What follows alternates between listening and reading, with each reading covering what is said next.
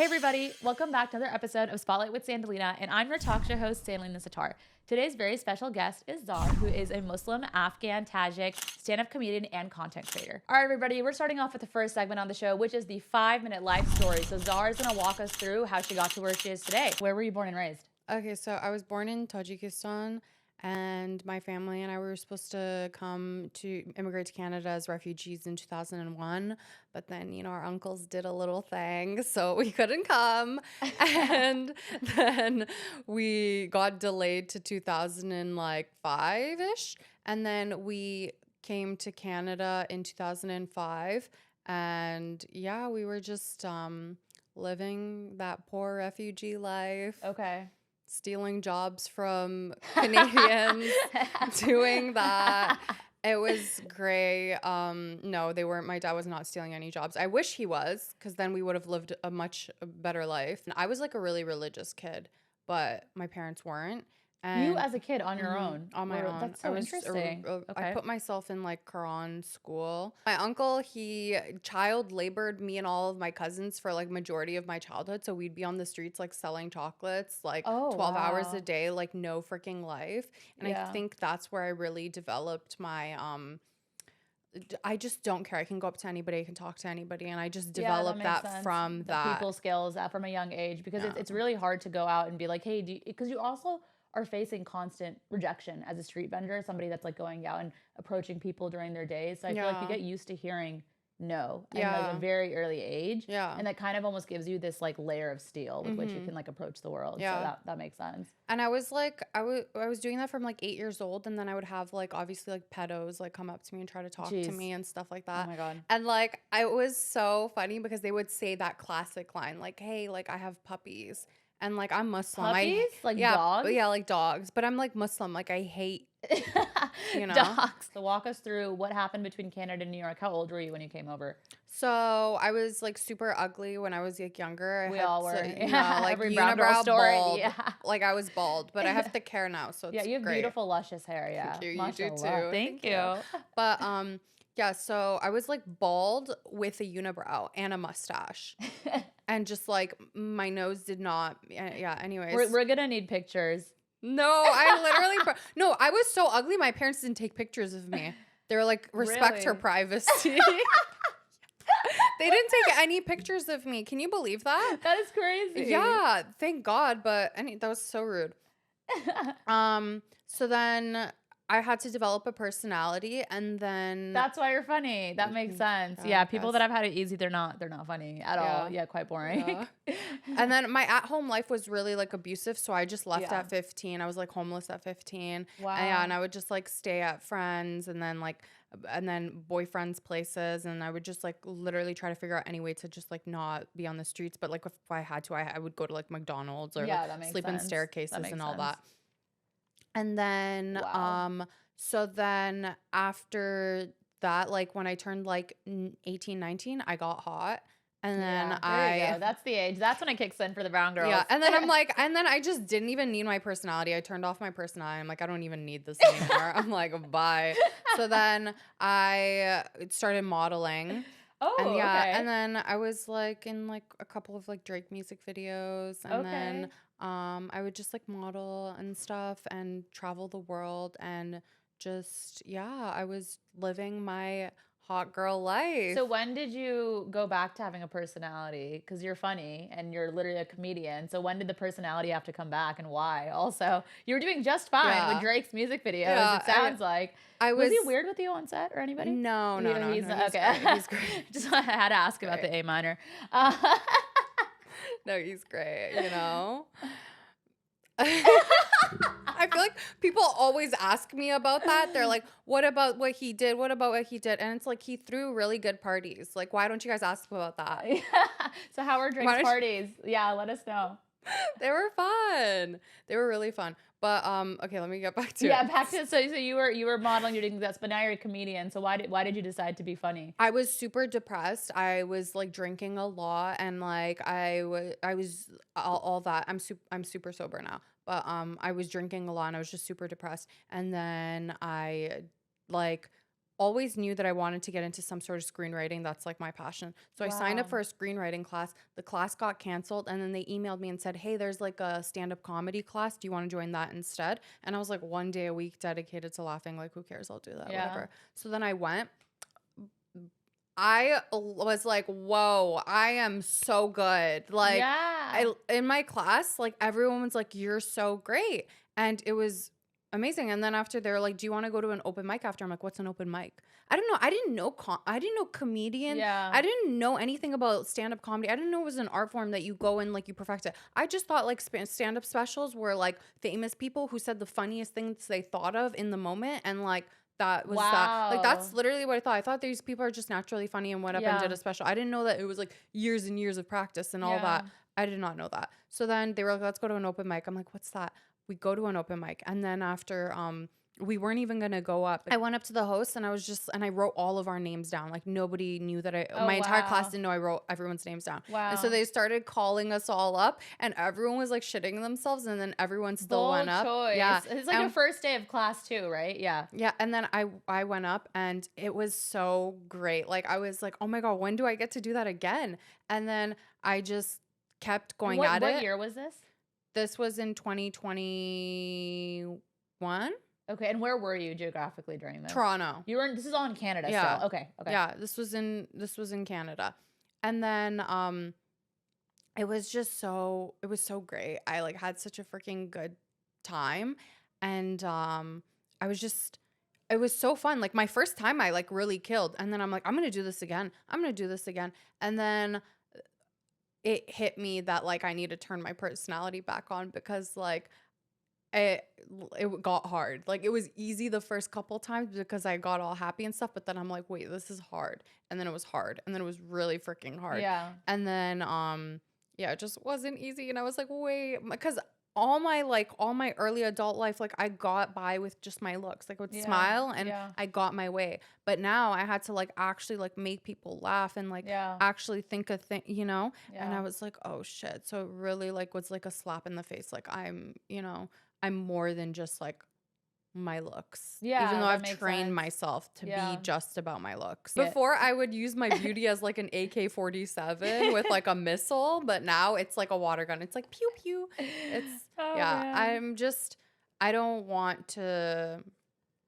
It gets gross really fast, you know? No, that makes sense. It gets gross quick. So then I was in Toronto, and then a lot of bad things were happening all at the same time to me, like one right after the other.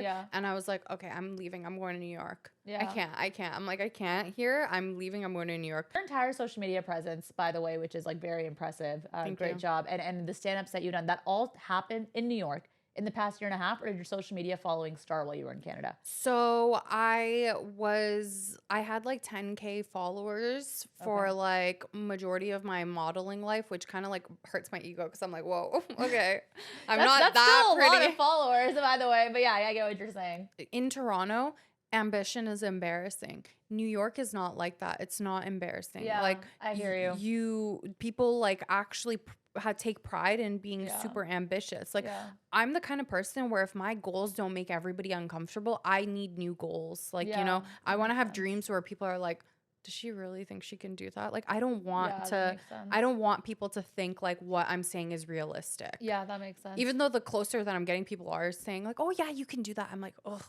no. You're like, no, now I want more. Now I want to be the president.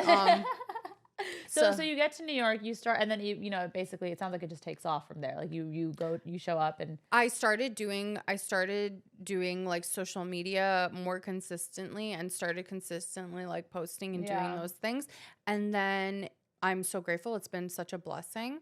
I didn't think that it would happen. And it just did. It took that one video that just made everything. It's always one video. Everybody has that one video where they're like, that was the one that changed my life. So now we're going to move on to the 5-minute hot seat segment. So I'm going to go ahead and ask you rapid fire questions and tell me the first thing that comes to your mind in like one sentence or less. What's the most chaotic thing you've seen on the subway? So one girl is sitting here, and another girl reaches from the outside of the subway into the subway and grabs the girl's wig off of her head from the window. I'm like, how did you even fit there? And then she's just like, I got your wig. You hooked up with my man. Her man's like right next to that girl. And she's just like, you hooked up with my man. I got your wig. No, no, no. And then after the girl runs to go to get her wig, and then the door shuts. And then she's like laughing in her face, and she's like holding her wig. What borough is this? And then this was the L. This was like from Manhattan to Brooklyn. Okay. And then the girl, I felt so bad. She literally had her wig snatched. That's so so she just takes her sad. jacket, she puts it. But all of us were like telling her, we were all like, oh, you look great. You look fine. Yeah, no, that's sweet. She didn't look good. If a white guy says, I love culture, what's your response? How much do you make? What's the most backhanded compliment a guy has given you about your ethnicity? Oh my God. I was at the sauna literally a couple days ago. These followers recognized me. Okay. And then he was talking to me, and he was just like, oh, you're from Afghanistan. He's just like, can you show me how to wrap a Taliban turban? No. I swear to God. I was like, that's terrible. I'm like, a Taliban turban? When other minorities say stupid shit, I don't care, because I say stupid shit all the time. But if it's like a white person, it's like annoying. No, that's that's annoying. What's a white people thing you secretly love? Cottages. I love cottages. Honestly, so much stuff. I love white music. So fun. That's fair. Yeah. Yeah. What you can say as an Afghani Muslim woman that would get other people canceled? Paki. No. Okay. That was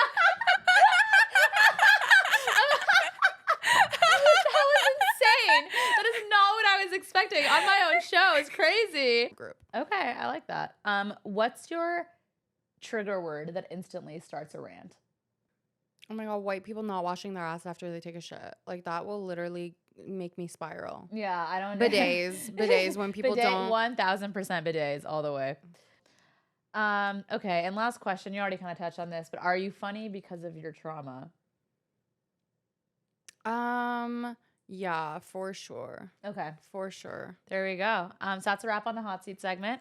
Now we're going to go ahead and move on to the shadow segment. So in this segment, we're going to talk about things that people don't usually talk about, social media. Family came as refugees to Canada. How has that experience sort of shaped the way that you see the world today? Well, like when we moved, we were like really, really poor. It bothered me because I'm like now seeing people like doing all this manifestation shit, the 369 method, and like, you know, like write it, you know, the 369 thing, and just like doing like visualization shit. And like my dad, instead of like him doing the 369 method and doing visualization, he was just beating us. Like, you know, like, why weren't you manifesting more money, my guy? Like, why are you just beating your kids? That's not going to make you more money. Do you have a relationship with them in the present day? Not really, but like not for like what people expect. I just like don't really vibe with them. Okay. I don't know. I just don't really like have that vibe with them. I left at 15 years old. Yeah. I raised myself. I was my own mom and dad.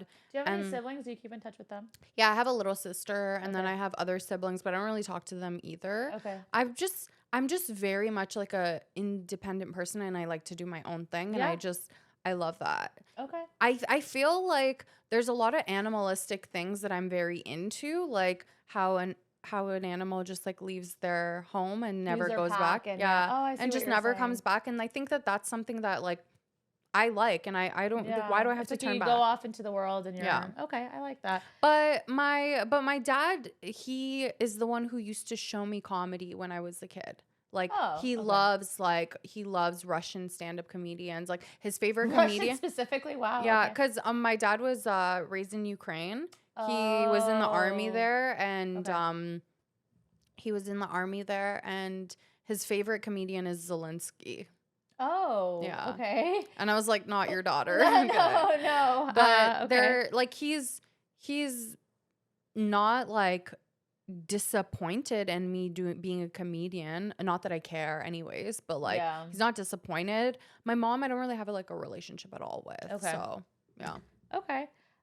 So I know that you're also half Afghani, and obviously with the Taliban taking over back in 2021 again, women are like, there's like erasure of women. Like women can't do anything independently without being monitored by men. And they also, I think I was reading, they can't even like speak in public. Like they're so how does that impact the way that you see yourself as a half Afghani, half Tajiki woman in America? I honestly use all of my hardships and all the fucked up things that like I come from and have experienced as fuel. I use it Yeah. as like, because I can sit around and be like, oh my God, these white girls, they have no idea like what it feels like to like not have parents, not Yeah. have like a country that you can go home to and like feel safe there. Like, Yeah.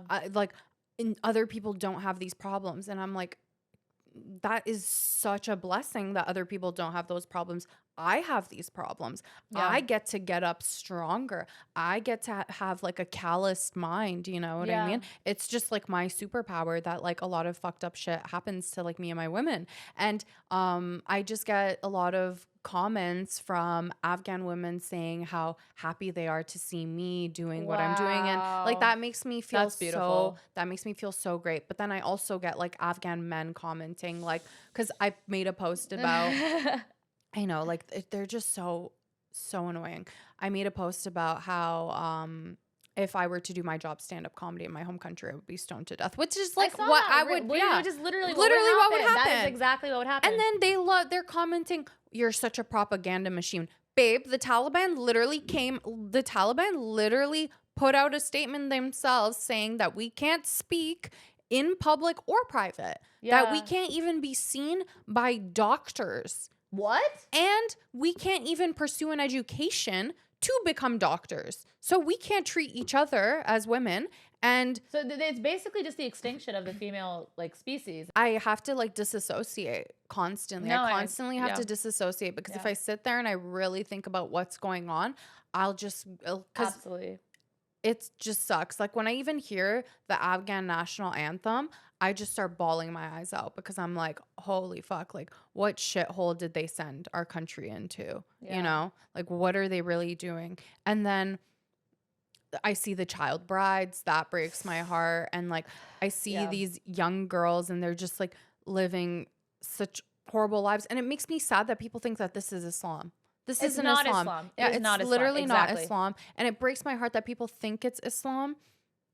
And it just hurts so much that like they're using something that literally means peace. Like Islam has just brought me so much peace. Ever since I moved to New York, I got sober. I've just like really tried to commit to being like a much better Muslim. And it's brought me so much peace. It's like, this journey hasn't been easy at all. And like having God and having my faith has been the one thing that keeps me grounded. Yeah, no, and I really like that. That's a really good segue into the main segment of this episode. For today's Spotlight segment, we will be covering the topic of this Afghani Muslim comedian trying on a hijab for 30 days. I feel like I'm on CNN. Good. That's a feeling I want to evoke. So you talk about your experience with spirituality, right? You come to, and it's actually funny because I had a very similar experience too. You know, we grew up in California, obviously.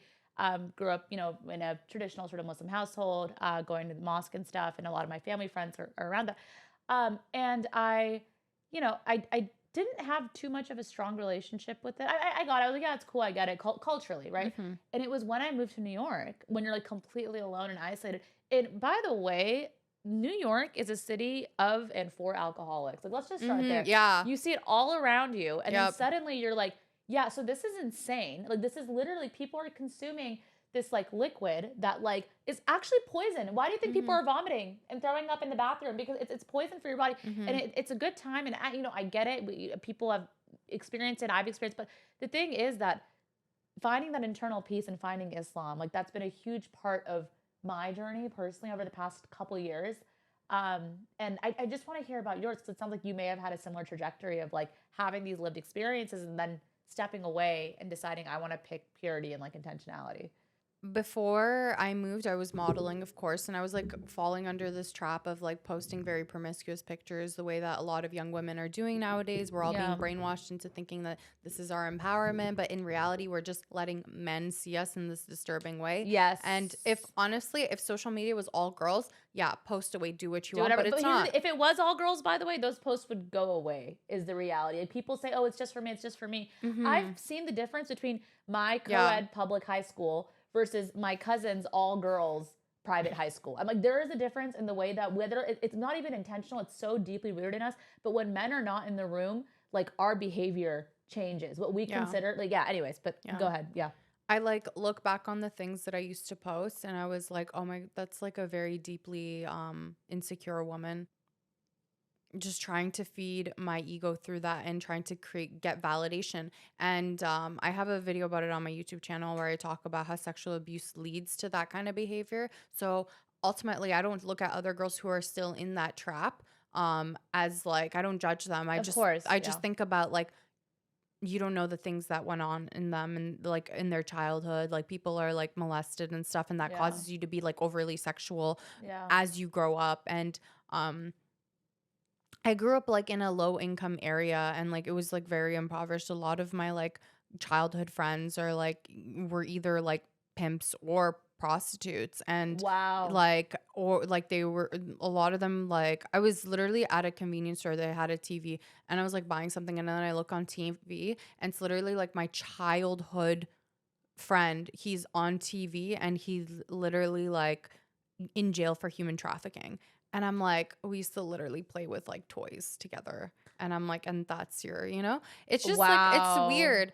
And it's like, it's your environment really shapes you into who you are and who you become. So I was able to bring awareness to myself and see like, step outside of that. Cause I had a bad show one night and then in my brain, I was like, okay, I have a bad show. So then I went and I took a picture of myself in a bikini to post it. And I'm like, and then I paused myself. I'm like, wait, what am I doing? I'm like, what am I doing? This whole time it's been about validation. When I feel like I have low self-worth, I need to remind people, wait, I have value and my value is in my body. But then now I've been doing stand-up comedy and I've been really going at my career and I've been doing well. And I'm like, wait, no, my value is in my mind. My value is in my heart. My value is in your voice, my intellect. I'm so much more than that. But it like made sense that I fell under that trap because I was like in the modeling realm. Of course, I was just gonna say you started off in a world where it was all looks oriented. Yeah, exactly. That was your social capital, was your physique. Yeah, exactly. And it's just like also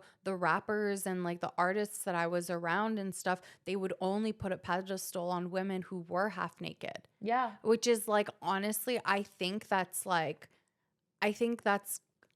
almost as bad as like them putting a woman in like a niqab against her will. Yeah. No, I understand what you're saying completely because it's basically it's forced. It's different because in Western society, there's an illusion of free will, right? There's an illusion of like, oh, this women when they're given free reign, they actually want to wear 2 inches of clothing. But the reality is that we have been conditioned from like micro behavior patterns from a young age to mold ourselves towards the male gaze. And it starts off when we're like literally prepubescent. Like from the TV shows you watch on Disney Channel to like, and my parents never let me watch Disney for that reason.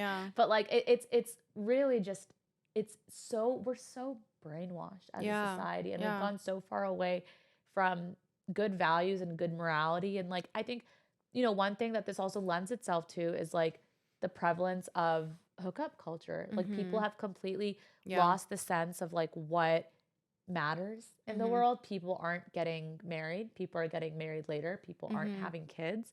And that is the downfall of a civilization. It's when the birth rate declines. So it's like, there's a human instinct to like procreate. That's like survival of the fittest. So then Darwinism at its core. But we've completely like devolved, I think, almost in a way. But I'm waiting until like last year, Ramadan, I went sober. I literally was like, I went completely sober, no alcohol, no weed, nothing. And then I also decided I'm also going to wait until marriage to have sex. I love that.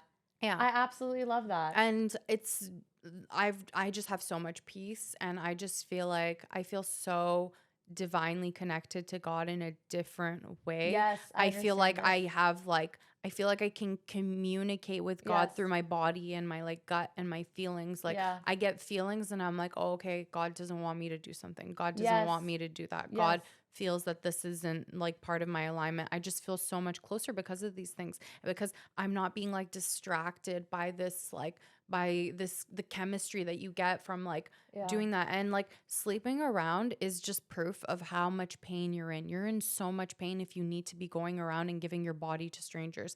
And Yes.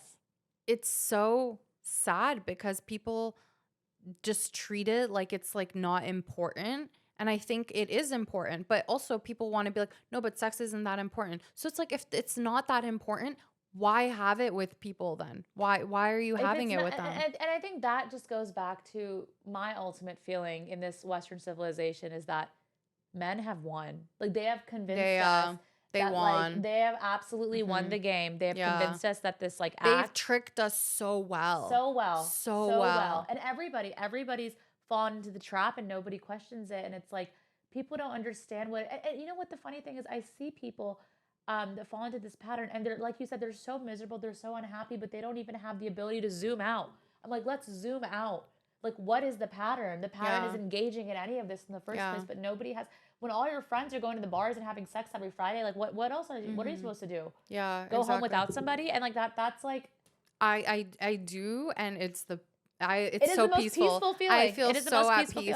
feeling. I literally don't remember a Saturday where I'm like really going out and like doing anything really. I'm in bed early and waking up early, and I feel so happy. I feel like my Yeah. frontal lobe has developed. Yeah. But it's just like, I saw this post the other day and this girl said, take me as proof that you don't need to show your body online to blow up. You don't need to sexualize yourself to blow up. You don't need to intimately post online to blow up. And I looked at the comments.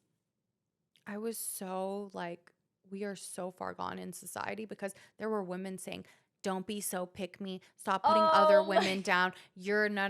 Literally everyone. It's women. It's women. And that's what I'm saying. Men have won. They Yeah, have they are. brainwashed us all They into are. we're going against each other. Do you guys see what's going on? Yeah. We fight each other. Yeah. But they're the ones that have set up all these conditions that go against, in my opinion, nature, biological nature and needs, and what's been happening through the beginning of evolution of human history. This generation is one where we completely lost it, and we're fighting each other. Yeah.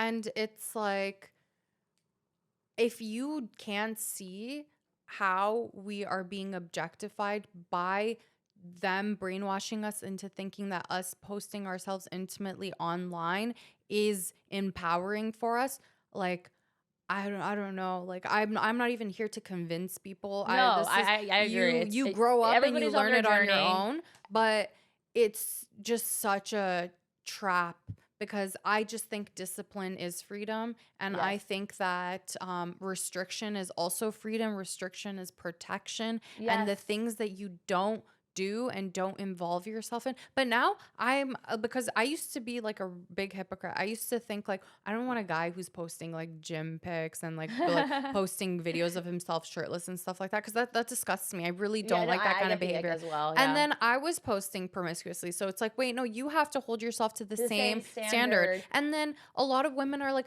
don't put down other women. We should be supporting each other. No, if you're doing something that is inherently like damaging society and damaging young girls like in society. And now when my friends post like promiscuous pictures, I tell them, I respond to them and I go like, hey, like, we are the next generation. We're shaping young girls. Is this how you want to present yourself for a younger girl to see you and think like, oh, I have to also post myself like that? I always think whatever I post, I want my daughter to be okay with saying that. Yeah. That is the only stuff that I post, is because I also have a obviously not at the same scale as yours, but I also have a public facing profile, and I'm like, I want that. I mean, this could get, the digital history never goes away. I would want to, whatever I post, I would want to feel good about myself as a parent, knowing that what if my daughter posted this? Yes, You know, exactly. if my daughter posted this, like, how would I feel about myself as a parent? And I didn't have parents. So it like makes sense that I fell down like a shitty rabbit hole because I didn't have guidance. But But then, you still found your way out, and I think yeah, there's a beauty in that. yeah, but it was through isolation and leaving and moving to somewhere else.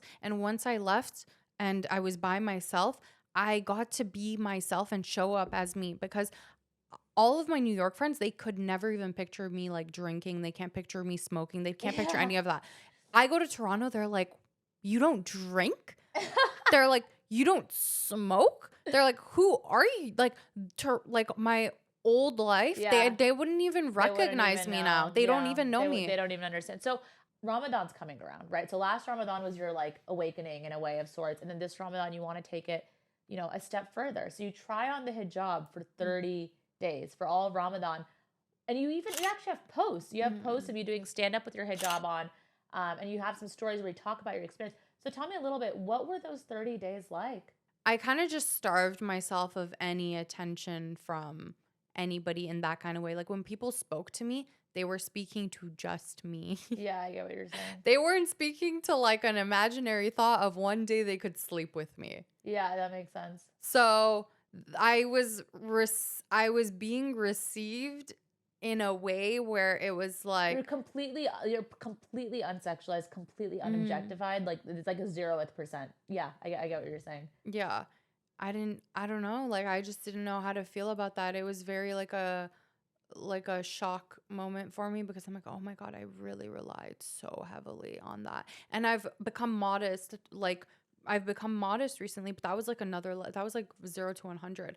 And I was like, oh, okay. And I adjusted because I'm like, I don't really care for the attention too much anymore. Yeah. But it was just a drastic change in how I was perceived. But then I was wearing the hijab and it's hard. It's not easy. Honestly, to the hijabis, you guys are God's warriors. I don't know how you guys do it. It's really especially difficult. in America too. In By the way, America. I have so Yeah. much. I have members in my family, lots of them that do hijab and do, if not the hijab, like the headscarf at least loosely around. The strength that it takes.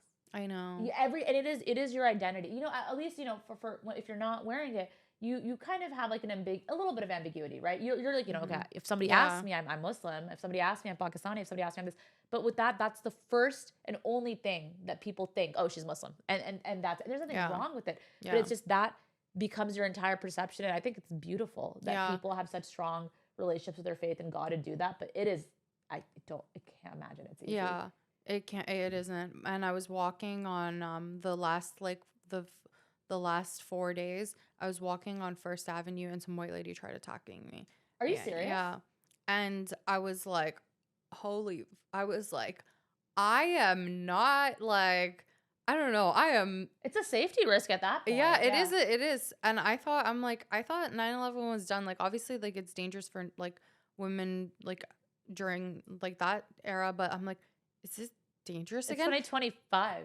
And then I posted about this, that like this happened and that it really like, like affected me. And honestly, like I was praying like 5 times a day during Ramadan. Yeah. And after that happened, I just haven't like, I just haven't been able to like really pray namaz after that. That's okay, by the way. I appreciate the honesty because I think the thing with spirituality is it's never a race to perfection. It's just about directional improvement and it ebbs and flows. And I think it's fine. You had honestly a traumatic experience. Like that's a very traumatic experience being on your own in New York, trying this hijab for the first time, and then it was on the last day, you said? On the like last few days. But the last like 4 days, every time I would leave the house in the hijab, I felt so scared. I was like, oh my God, I don't want that to happen again. And I'm like, it's just 4 days, or just suck it up. It's just 4 days. Yeah. So I sucked it up, and for 4 days I did it. But then after I was like, no, I'm not that strong. I can't. And like, I really can't. But it did take 3 Ramadans for me to get sober and not drink and smoke and all that stuff. So I know that this was my first Ramadan trying a hijab. Maybe it'll take 6 Ramadans for it to like stick, or like, I don't know.